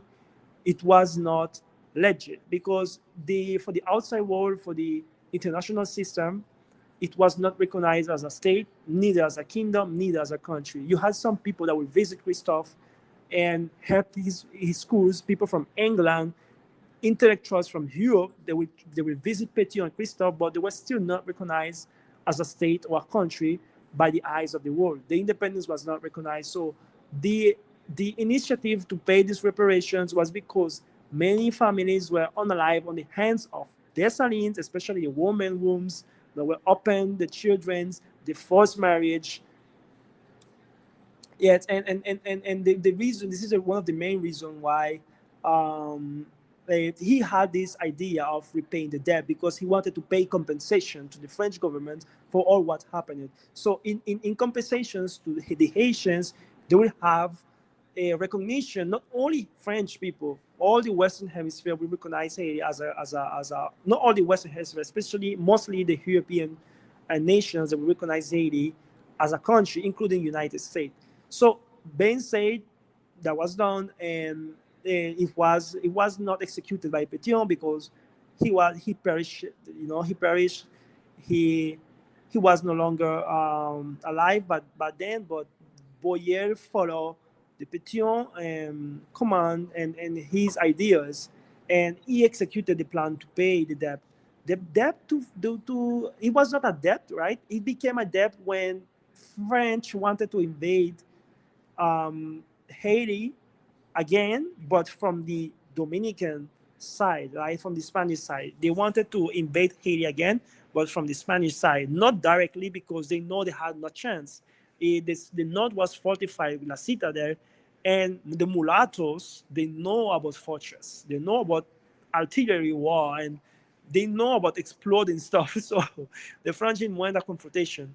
They sent about, I don't know if it was 10,000 books. It was a huge amount, a very good amount of warships to the island nearby, but more on the Spanish side. And Boyer, he used that as an excuse to invade the Spanish side of the island. That's one of the things I disagree with Boyer. Many Haitians will be in disagreement with me, but I dislike this fact. I know he was trying to um, avoid French influence on Saint Domingue or Santo Domingo, also the Spanish side, Spanish Haiti at that time. I know he was trying to erase French or white supremacist influence, but when he took over the other side, or he united the whole island, he imposed a tax system on the Dominicans. And this tax system was for them to pay tribute to the Haitian Republic state, and they will with those tax without this portion of the Dominicans, they will partially be paying this debt that we wanted to pay. So Boyer was fighting two fights. He wanted to pay the reparations that Pétion left to him, but he didn't do it on time. So by the time he was starting the business with the French already arrived at the port of the Spanish side, and they were kidnapping black soldiers and sell them to slavery. So he used that as an excuse to invade the earth. So he was trying to avoid a French invasion in two ways: by invading Dominican Republic and by paying this debt. But he was making Dominicans pay tax to pay the debt to the French. So Boyer is very conflicted. But what he did in Haiti after he gave recognition, Haiti gave the recognition of the Western powers, it was very good. Like he implemented land reforms much more better than what Petion did. People have made much more access to educations, to the education system, and the middle class actually exponentially raised. Right, Haiti became one of the most influenced plantation. No, sorry, no influent republic at that time. I mean, the Republic of Venezuela, all the other republics, they did not compare to what Haiti became under Boyer ruling. Haiti was very much successful and rich under Boyer ruling, and a lot of people from France were migrating back to Haiti. Germans were migrating back to Haiti. Martinicans, Guadeloupeans, even some African. So, so it was actually good what he did in Haiti by removing the restriction of white people not being able to own land, because after the revolution, no white supremacist was left on the island, and those who were left, and we know Dessalines would have get rid of them, but Dessalines also executed innocent people. This is one of the things I disagree with him, and I will never support that. The same way Pétion did not advocate to enslave black people, Dessalines should have not advocated to unalive and massacre white people and mixed race of any kind. So I will never celebrate what he did.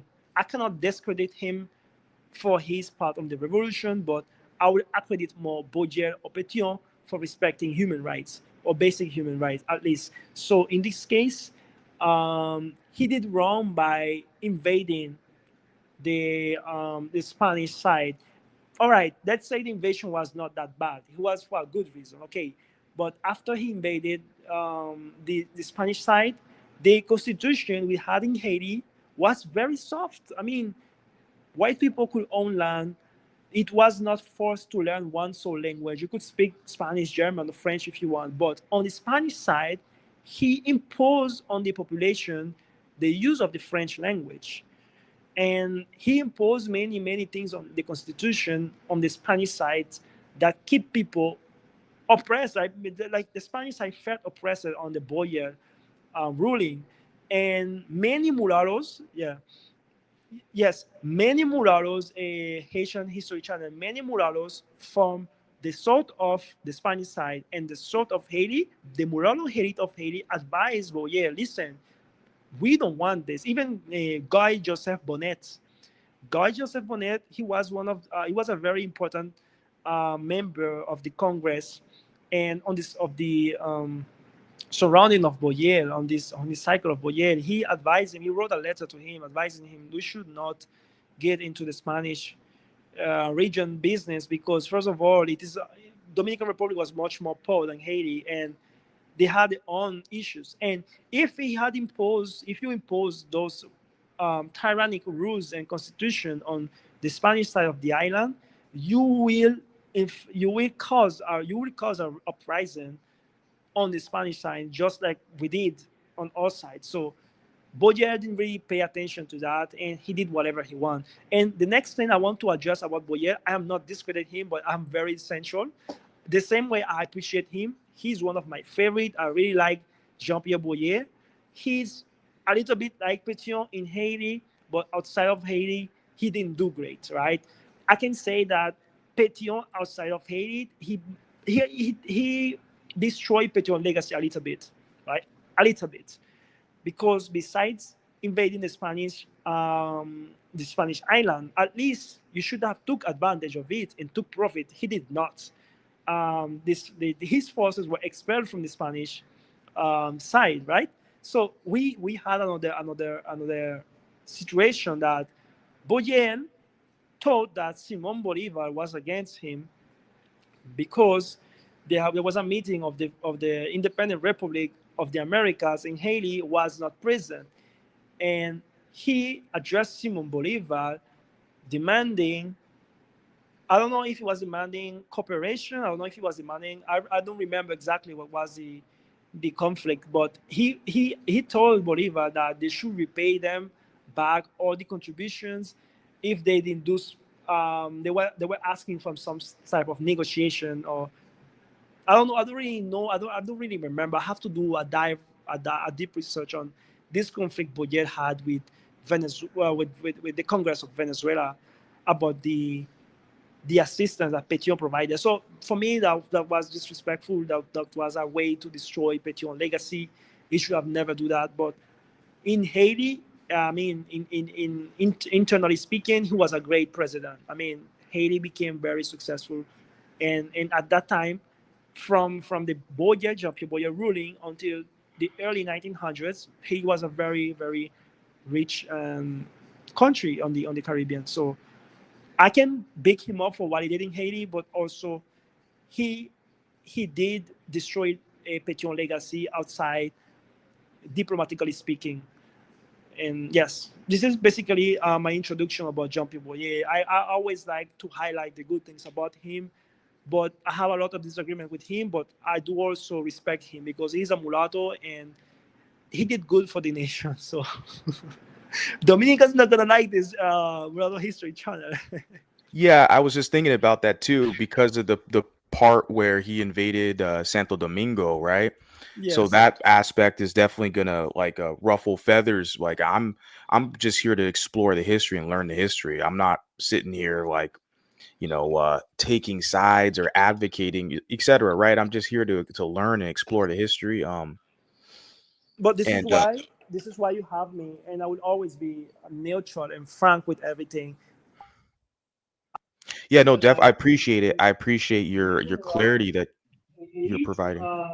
we at a time the advice to you that this shouldn't be the case. We have another resources to deal with the situation, the French white supremacists and the French allies.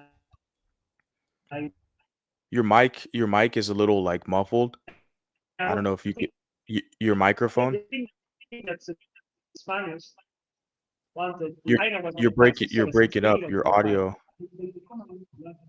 Up, and they were getting the recognition by starting to pay this reparations. Hey, your audio is breaking up a bit. Your audio is breaking up. I don't know if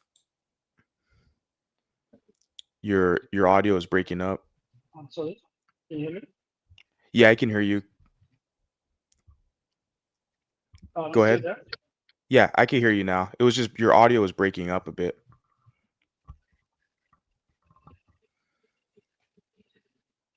Um, Hello, can you hear me? yeah, you're good now. Yeah, you're good. I don't know if it was just a connection thing or something, but like your audio was breaking up a bit. Oh, yes. Um, I but can hear it you now. it's better now. Yeah, it's a lot better.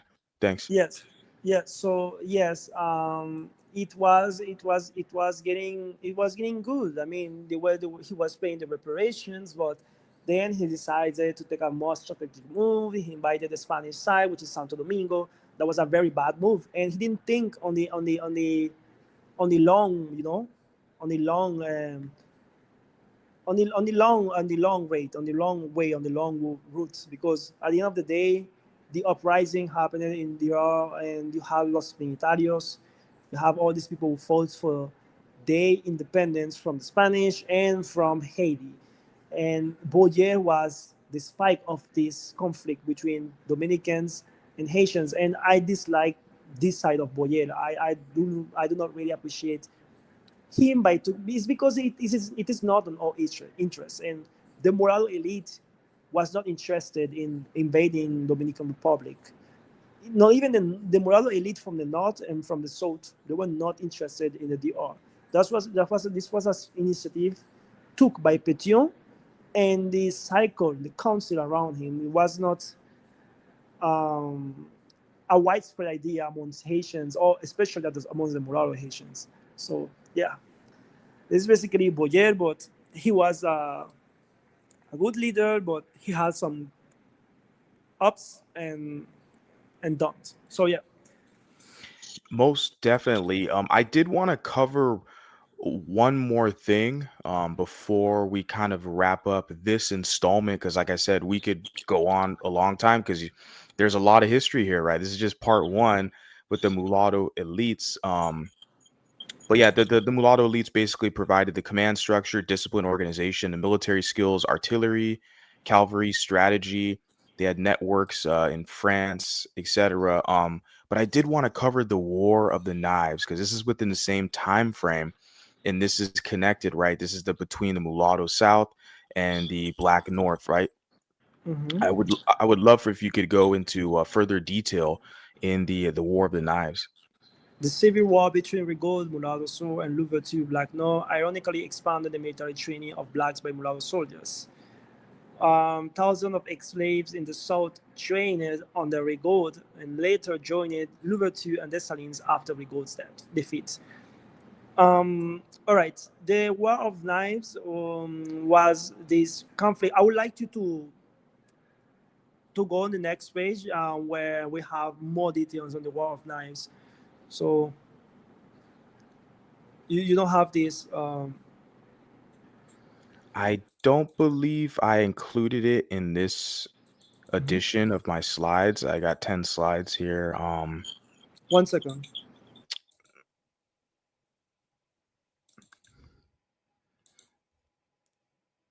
I mean, I do have I have Let a me doc. Sorry, go ahead. 1 second. Right, I will come back to you. Wait, give me a moment. Okay. Um, yeah, shout out to you guys in the chat. I appreciate you guys being here. And I can see you guys have been hitting the like button. I really appreciate that. Share it if you can as well. That definitely helps boost the video and the algorithm. The goals, especially for this type of material, like this is really important. We learn.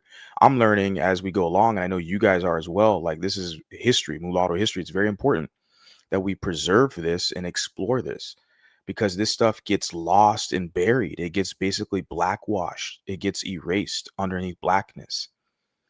And so that's why it's important for us to talk about this and get it out there. So this is a very like important stream, important discussion. So I'd really need and urge your guys' help in promoting it. Share it with your friends or your colleagues or people that you think it's going to help them give them some type of motivation, encouragement, or just knowledge, share this stream with them.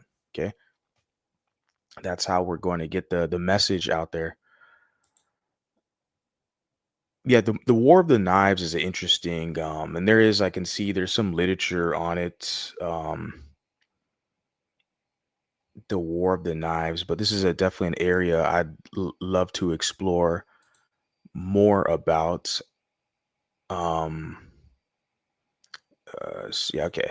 It's also referred to as War of the South. I can just pull up quickly, because I think my guest is actually looking up some data. I didn't include it in the slides I have that I created, but this is essential part of the earlier kind of stages within the revolution, mulatto elite, which basically had control of the south of the country, where versus the north was more so the black elite had Toussaint Louverture. So here we are, War of the South, also War of the Knives, not to be confused with the general term Knife Wars, the War of the Knives, Civil War in June. So it's a Haitian Civil War, 1799 to July 1800. So it's about 1 year between Um, two. Yep. I'm sorry for the interruption, Yep. Mulatto History Channel. You're good. Go ahead. I just want to go to do a quick revision on the specific panel for the points I want to highlight on the War of Nile because it's a very interesting topic and we need to understand the the character. Yeah, we need to understand the character of this war, right? It will be very interesting when we see the racial dynamics and the stuff that we went on the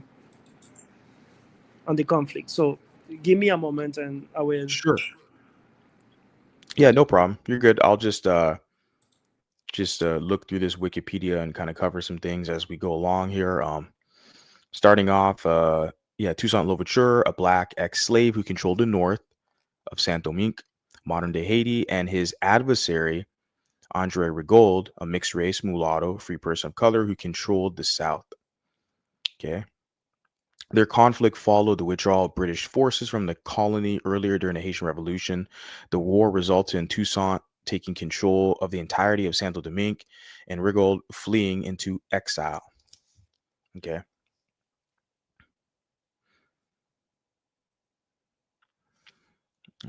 Amidst French Revolution, Toussaint came prominence as a leader, rebelled as slaves. He basically gets kind of a lot of the glory, Mhm. um, the, as the, like there's context, right? There's context. Of course, that fight, we go didn't win it. Like I mean, we can see through the Haitian history how mulattoes have gained the victory. I can be honest, like post post revolution, even pre revolution, we had the most battles. Like the South defeated the North, the South defeated the West. I mean, we defeated Dessalines, we defeated Christophe. He unalived himself because he found that his ideas was not the correct for the country, and he had no close allies. So he ended up unaliving himself because he was a monarch and he kept his people under under dictatorship and a slavery system. So he became depressed. He was depressed. Christophe was very depressed. So after he unalived himself, the Soul took over the country. So mulattoes have won the victory for the Republic of Haiti, which is what we know nowadays. The reason why Haiti doesn't look as elitist or great as it was before, we had the Duvalier regime within the 1940s, the United States invasion. We have many contexts, right? We're gonna talk about these things in other chapters. But in the case of Andre Rigaud and Toussaint Louverture, he wasn't successful. The reason why is because Toussaint Louverture has much more support from the French army. He had much more support from the Spanish side for the Spanish army, and he also had support from all these ex slave and peasants that the mulatto elite trained. But Andre Rigaud, he was capable of raising an army of 10,000 soldiers, all of them mulattoes, mixed race people, which means you can tell that the mulatto population in Haiti was very huge, and these people they were meant to not play. There's a key reason why Toussaint defeated Rigaud, and I want to talk about that. This is what I'm. This is the information I'm looking for specifically. So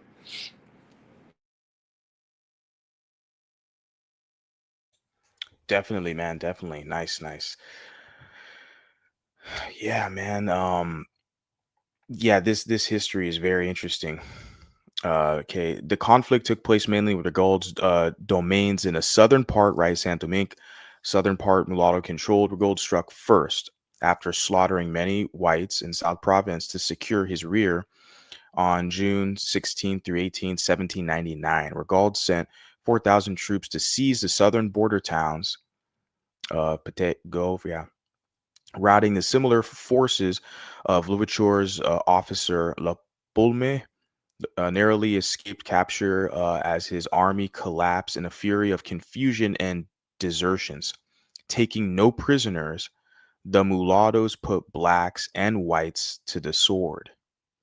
Interesting. So this is a mulatto elite kind of campaign for power there, and nobody and taking no prisoners, right? that's Following correct. this, Go following ahead. this, no, I was just can go ahead. You're good. I was just reading this. No, you can continue. I will intersect later. 1 second. Says following his decisive strike, Alexander Petion, a free colored officer and future Haitian president, defected to Rigaud's side, bringing with him a large contingent of veteran troops. And that's what you're in regards to saying the mulatto elite in the South. This is very interesting. Yeah, One question. sure.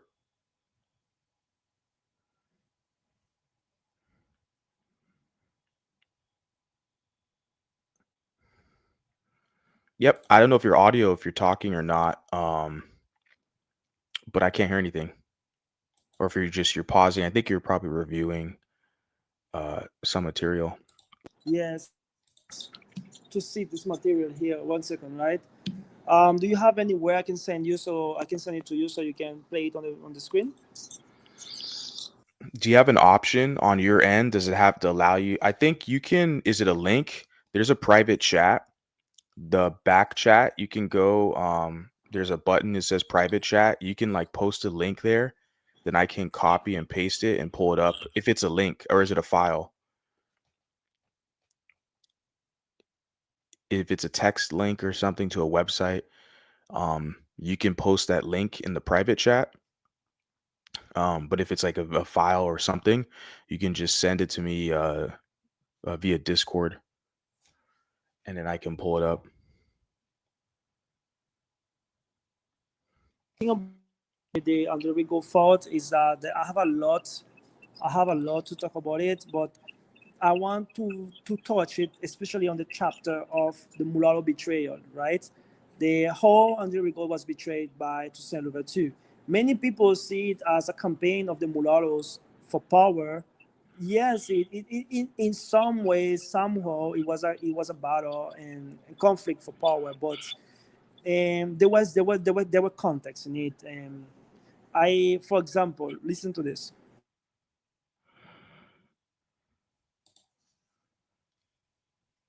I can't hear anything. Your mic is, I think you muted your mic. I can't hear anything, so I'm not sure. Okay, no worries. We could work on that as well. In presenting a war, historians often point to the ethnic divide between Saint Domingue's black and mulatto populations. Rigaud, a free mulatto, is seen as being favored by the whites and other mulattoes. Well, he should be favored by mulattoes because he is mulatto. That's just, that's common knowledge, who were part of the Gens de Couleur. I know what that is. Oh, free people of color. Okay. In contrast, Toussaint was held in high regard by the colony's black population. Under Rigaud's regime, Uh, uh, people of I'm so, color. Yeah, go I'm ahead. You're good. I- I'm sorry, history, Mulatto History Channel. I Yeah, have the article, but I cannot read it because if I leave the space, I will not be able to read the article because I have this phone. I don't have it in my tablet. I don't have. no problem. We could So cover it. We could cover it on the next one. No problem. All right, so we can still talk about it and dive into it right now, and then we can get full details on the War of Life. So yes, as you was reading, he was seen as he was too favored by white people. He was too favored or preferred by French and mixed race elite. So especially mulattoes, and so that created a sort a feeling of resentment and tension between the South and the North. But Toussaint Louverture, as I said before, he became very successful and very powerful, and he was free since he was a children. But in the case of Rigaud, he was also very successful and very powerful, and he was a mulatto man.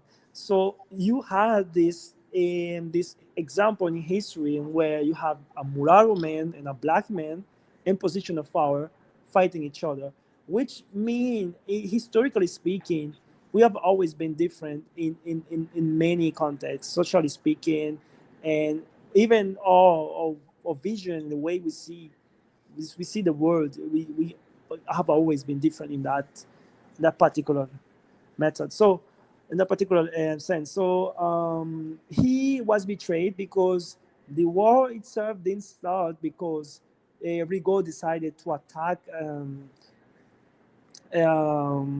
Toussaint Louverture. It started because Rigaud didn't want to have a full black nation, and he was actually protecting the mulattoes' interests. He was actually protecting mulatto property. He was actually protecting the mulatto land. For us, it was very important the land, the properties, and the wealth, because this is what makes these mulattoes who they are. And this is it started from Vincent Auger to Rigaud to Petion, and it goes on, it goes on.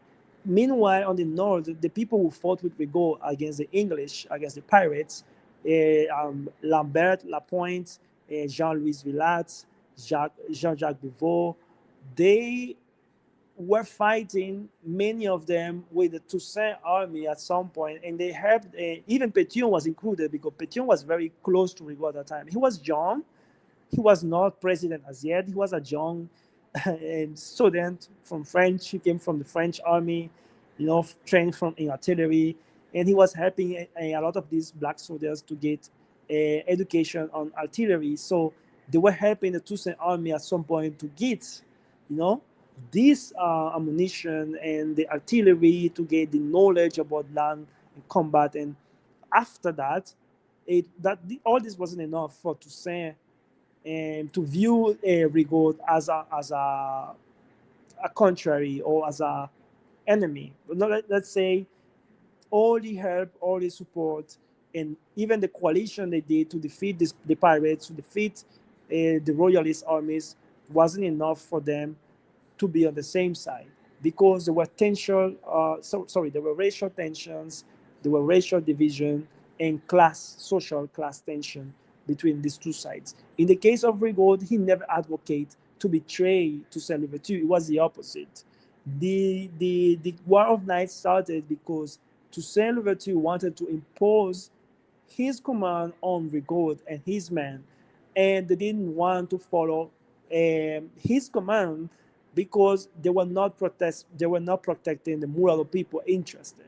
They wanted to get over them and get over the rights. So Rigaud viewed Toussaint as somebody who wanted to boycott the mulatto elite, who wanted to pass over their community and disrespect their legacy. And Toussaint saw the same. You understand? Saw the same from Rigaud and told that they wanted to destroy the black legacy. They hated him because he was a black man, and they would never want a black man to rule the nation. So they thought that Rigaud was too favored by the whites and the mulattoes, and this is the reason why the conflict began, right? So yes, it was basically a black and mulatto conflict. It all started from the War of Knives. The reason why I say that we have to cover this in the second chapter, when we start talking about in the second chapter, I think we should do a little mention, a quick mention, without too much diving on some of the other mulattoes like Lamartine, like Bouveau, Villat, a quick introduction on them, and then we should talk about the betrayal of the mulattoes in Haitian history, and also the Noirism representation and how they are viewed as traitors and all this negative connotation they have today. But in the betrayal of the Mulattoes, we will talk about the War of Knives because there's an interesting part I want to talk about, like when Rigaud was betrayed. There was a key reason where why he was defeated because he was on at the time he was pretty much undefeatable by the French army and the coalition he had with other mulatto generals, the black generals. But since his forces was weakened because he sent 4,000 mulatto troops, but in total the numbers of all the army heroes was 10,000. But those he sent on the seas of the southern border of Tigouave, no, the Petit Gouave, but today it's called Tigouave. It was around 4,000 mulatto troops, and this type, I think that this also weakened his forces because Pétion has much more. Sorry, Toussaint had much more numbers. He had, besides having much more numbers, he had support for a specific branch of the French Republicans. And those French Republicans that was advocating to abolish slavery, they were supporting Rigaud, but at the same time they were supporting Toussaint Louverture. And I really need to dive into this because it's very there's a lot of things that I cannot be too loose about it, right? I don't want to be too sloppy about it. So Oh no, yeah, I agree 100%. Definitely on our next edition, we could definitely dive into that, like you said, covering La Martiniere and the War of Knives and the betrayal, the Norism aspect. Um, as well, I'm not sure if we'll have the time for the to cover the Norism maybe on the next one. It depends, we'll see. But I do really want to cover Norism because you're the one who brought that to my attention. and And some of, the gentleman on the screen, the comment I'm highlighting, the James Boss, his comment, he put, "Can he also talk about the mulatto genocide, 1960s?" That was the Vespers that occurred there, and that was with Papa Doc and the whole Norism concept. I want to get into that because, and that does fall in line with the whole mulatto betrayal, but the timeline is like kind of spaced out, right? Um, but that's going to be a very significant, important one because a lot of mulattoes don't know about this because the Afrocentrics in academia in the media, they always talk about as like Haitians being kind of victims and that colonialism, white supremacy, and the mulattoes are working for whites, and they frame mulattoes as being duplicitous and bad people, but they never talk about it when it's like, well, there's black Haitian people who have committed crimes against mulattoes. And I think a lot of people, my audience, they want to hear that information. Not only them, me myself included. And so Norism is going to be a very, very interesting concept to dive into and talk about, and the black supremacy there. totally. The reason I started this mulatto, I started the mulatto project, and in contrary to Norism, I'm open to create my account and have my own movement called Mulattoism. But this movement is not an ideology of supremacy. It's not an ideology of thinking that have a proximity to whiteness, like many black Haitians are already saying. It's not a movement of hate. It's more a movement of telling the history of the mulattoes in Haiti. I'm not talking about those mulattoes today in Haiti. Many of them, no, I'm not gonna say all of them, but many of them, the same way on Mulatto History Channel that we have in United States, black identifying mulattoes and people that are mulattoes, but they disregard being mixed race and they disregard the concept. We have some people like that in Haiti too. We have some people in Haiti that are mulattoes, and they will say to your face, "No, no, Dessalines is the father of the nation." But what they don't know is that the name of Dessalines was forbidden in Haiti from the 1800s after he was the 18 from the dead he was from the date he was unalive until the early 1900s. Saying name of the proclaiming or saying anything about Dessalines was forbidden in Haiti. Like He was not seen. He was not viewed as a hero. He was not seen as a hero. One of the reasons he was credited on Haitian history, and later he became renamed and recognized as the father of the nation, is because Thomas Madieu, he was an historian from the north. He was a mixed race Haitian, white presented, mixed race. There's no white presented. He was mostly like a quadroon, right? Was a quadroon mixed race Haitian, and he supported the cause of the North. So we need to understand that we have some we have some context and a lot of complexity, because the same way we have mulattoes in the United States that claim that they are not mulattoes and they are black, and that we have an identity crisis, we have similar to those in Haiti too, that they claim the Dessalines was the father of the nation, and that mulattoes doesn't exist, that we are sellouts, and that all of the Haitians are black regardless if they're light skin or not, or mixed race. We have some of those too, and we have some a little bit, very few of them that have elitist ideologies that they think of white supremacy, but those are very, very few, because the majority of them are either like me, who support the cause of Petion, or they think Dessalines is the father of the nation. And my problem with those that actually proclaim Dessalines and disregard Petion, they call their own ancestors like Petion, like Rigaud, they call them traitors, being themselves mulattoes, is that they are the reason why Haiti is messed up and why there's no longer an elite that protect the masses. The elite society of Haiti today is not made by mulattoes like he is acclaimed. We know this is the Noirism effect, and this is for another chapter, right? But I want to do a quick mention on this, so my followers and your followers can have an idea. Because after this live and after this live stream, many people are gonna talk. Oh no, and not many Haitians are gonna say, oh no, these people were sellouts. No, these people were not the founders, etc. I want to be clear. These people were not traitors, right?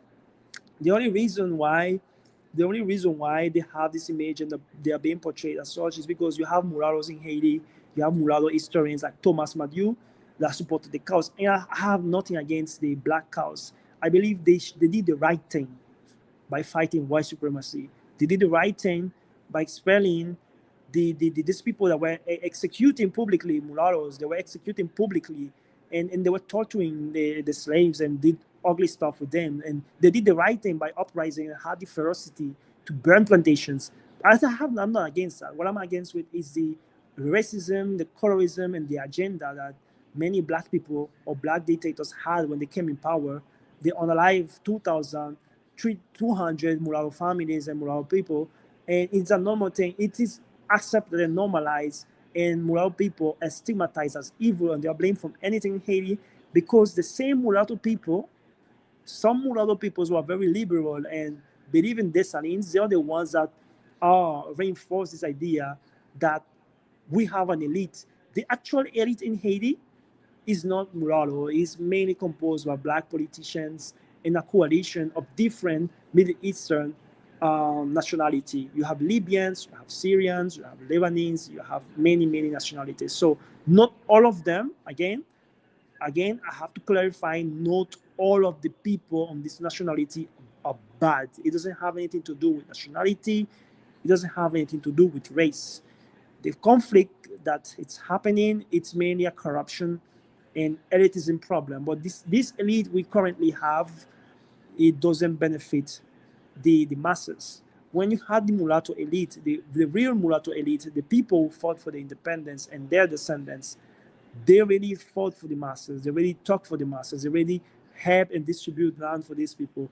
They really fought for these people's rights. And up to the early 1900s, they were still doing it. And we need to understand that when the United States invaded Haiti, they wanted to avoid communism in Haiti, and from them they start pick and choose who to rule Haiti, who will be president, who not. Some mulattoes were part of these puppet governments that were chosen by United States Democrats. And my response to that, and my opinion to that, is that even though none of these people conduct any massacre against the black population in Haiti, When you had one chosen puppet from United States whose name is Papa Doc Duvalier, when he came in power, he did actually massacre thousands of mixed race people. You know what is crazy, Mulatto Vanguard? It's not only the rich and wealthy elite from Jeune and this and these opposition groups. He also attacked many villagers from Casal and in countryside regions that just happen to be mixed race, you know. And yeah, so yes, it's interesting. It's an interesting topic. I just want to clarify this because um Yeah, the, most definitely. the Haitian gang leader barbecue said mulattoes are protected by the police. I can't intersect with that. There's no actual mulatto elite in Haiti. If there's mulatto people living in Haiti, they have a normal life. Not all mulatto Haitians have a rich and powerful, lavish side. And I can tell you, many black people in Haiti are also protected by the police. So this statement is merely vague. And I will not take any statements that come from a criminal who abuse grandmas, who abuse children, who abuse aunties serious. Seriously, I cannot take any statement from somebody like that. Honestly, I don't even consider you human being to start first. So because you people like this guy he mentioned, like this gang leader, The barbecue guy, yeah, the gang he leader, yeah. he I cannot take anything serious from somebody like him. So should he have no voice in this conversation? Sure. Yeah, no, true. I agree. Yeah, man, I really appreciate you being up here. We've been talking over 2 hours. It's 2 hours and like 16 minutes. This has been really great. I want to continue this. So we'll plan for the next one. But yeah, man, this is really great, man. I'm learning along as we're talking right now. This is just fascinating history. And this is only scratching the surface, right? Like there's so much more history we can get into with this. But I really appreciate you being up here and sharing with all of us your history and providing us with this the history lesson. I really appreciate it. Well, thank you so much, Mulatto History channel. I really appreciate you having me on your panel. It was an interesting conversation. We really talked for about 2 hours. That's a lot. Time goes um, by, right? It does, yeah. well, Yeah, thank you so much. I really appreciate it. It was an honor to me to share this information, and I hope on the next live we can dive into more details on the second part. most definitely. Thank you so much. I appreciate all of you guys being here. Please don't forget to hit the like button and share the stream. And just look out, guys, because I'll be making some more content and I'll catch you guys on the next one. So, peace out.